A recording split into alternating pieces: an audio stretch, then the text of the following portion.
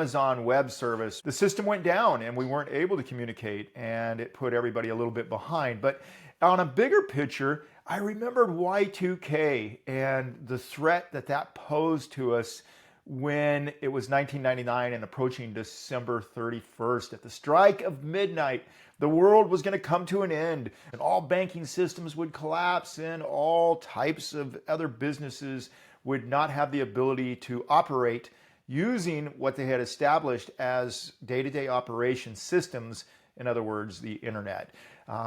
During that year, I was actually running a pretty big business for leadership and survival type courses, and I was teaching government and non-government organizations in these skills.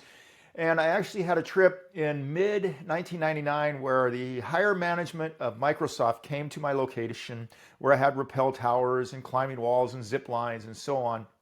And we ran a day course, and I asked these guys, I said, hey, is Y2K a threat? Should I be worried about this? And they told me, no, it wasn't a threat. But yet, everything you read everywhere said it was. And at the strike of midnight, nothing happened, and the world continued to go forward as before. But as we become more and more dependent upon these systems, what's going to happen? What's going to happen in the hospital if a system goes down?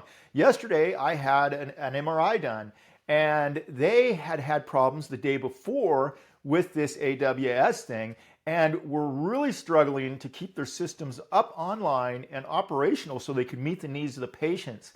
Could you imagine what would happen to our hospitals and our clinics and everybody out there if we actually lost this internet capacity in a crisis?